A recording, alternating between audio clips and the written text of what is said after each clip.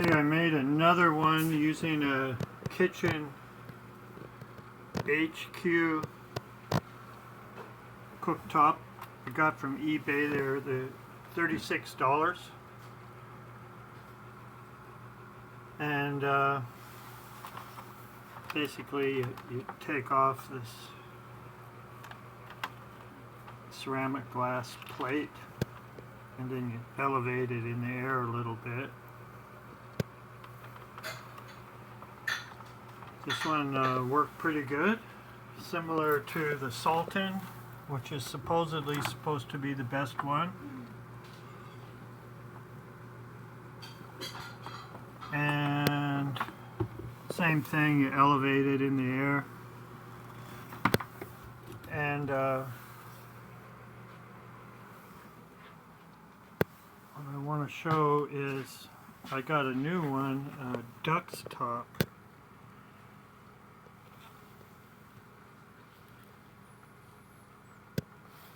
These are about $50 off of eBay. And these have a really nice primary coil in there.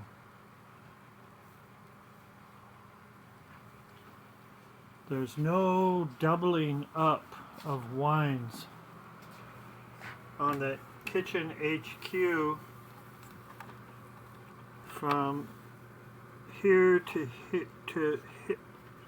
from about here to the outside. The windings are double thick. There's windings underneath. The Sultan, its windings here are double thick. And that seems to defeat the whole purpose of a bifilar winding, although these aren't bifilar, but this one is just straight, and they're larger. This is the Duxtop. This is the kitchen HQ. These also have 7 ferrite bars in the back. I think these are superior coils as the primary coil, I would guess.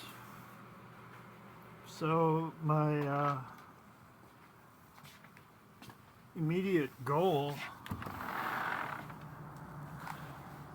is to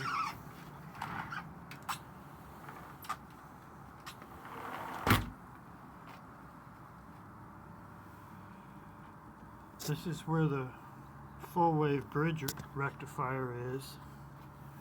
I have this another Duxtop that I bought at a second-hand store, and it doesn't work for some reason. I'm going to suspect this sensor thing, but I'm not sure why it doesn't work, but it doesn't work. And I took off the heat sink here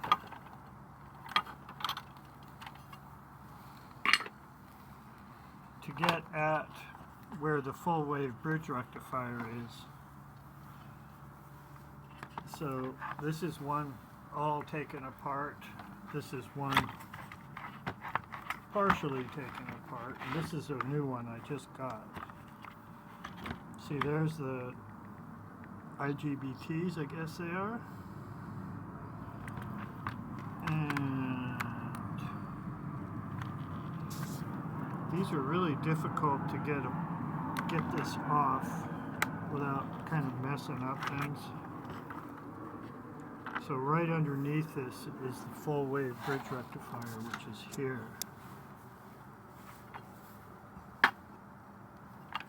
This goes on top of here. There's that full wave bridge rectifier. You can see it says 30 amps, 1000 volts. And here is the positive. Here is the negative over here. So on the flip side,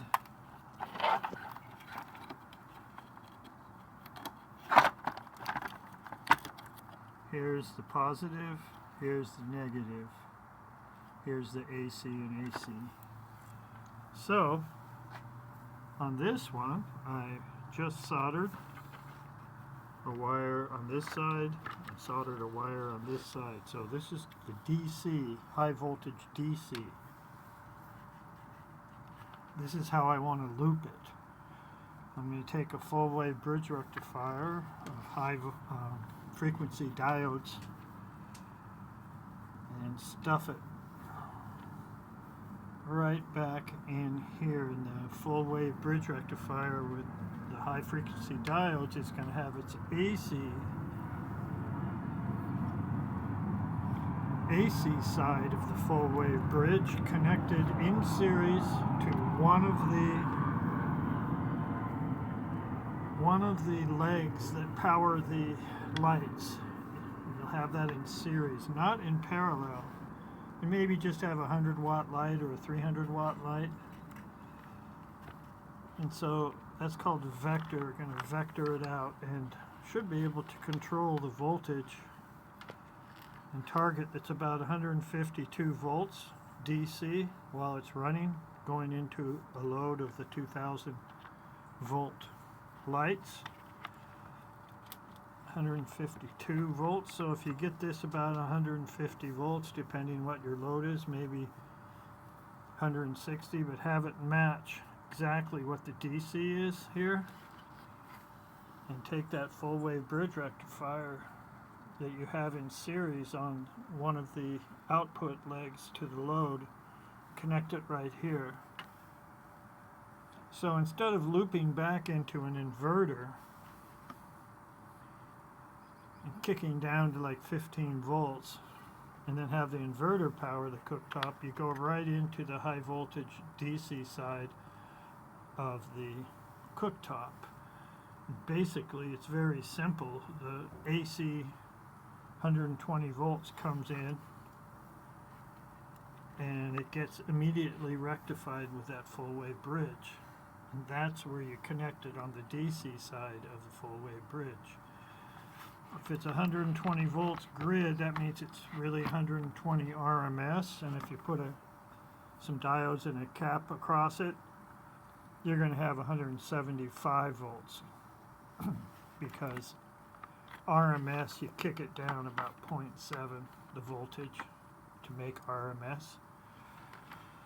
So anyways, thought I'd show you where to connect if any of you want to get one of these Duxtop cooktops, 50 bucks. Also, what I've done is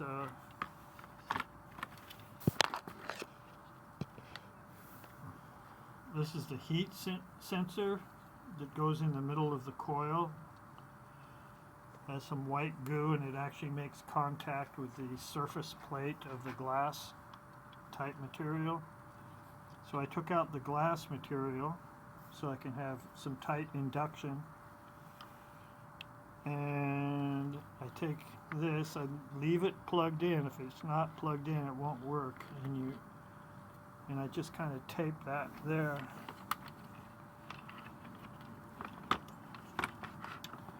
So I'm going to put this back together. Hopefully it's going to work, and I'll have these two wires here to loop itself. Now it would be simpler to have two of these. One powers, you have another one sitting next to it, and you power up this one, and then you take the DC out and you connect it to the full wave bridge rectifier and the other one next to it. And then now at least you can be powering a second one from one, and then take that one that's being powered and do the same thing and loop it back here, and then pull the plug on the grid. And that would be nice. You'd have a complete looper. You might have a 100-watt bulb and a 100-watt bulb, maybe 300-watt bulb. That would be proof of something. So, let me go back in here. Here's the circuit board for the HQ.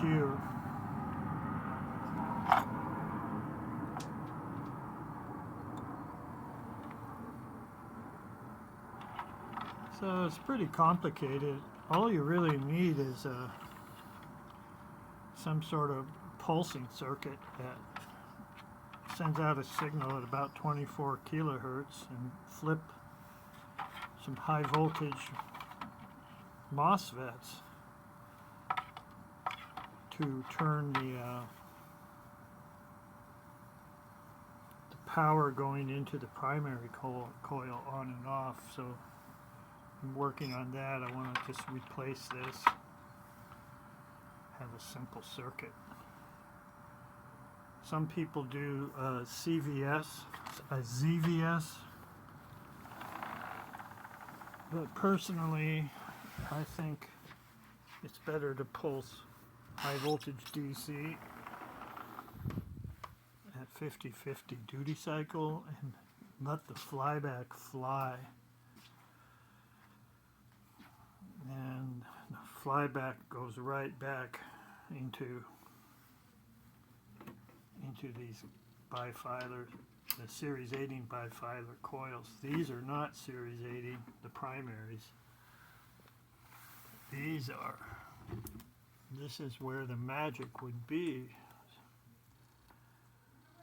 Now this has actually 4 coils stacked, and the way one coil connects to the other seems to be the trick. And it's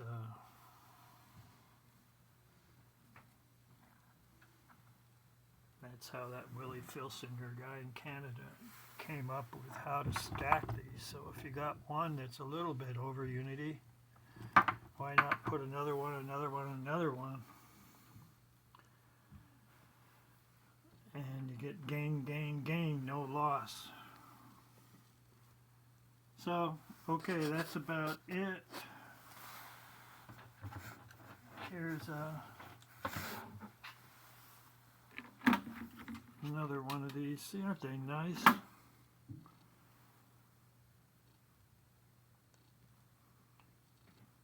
The Duxtop has 10 settings of different power levels. So, I guess that's about it. 13 minutes. Okay, thanks for watching.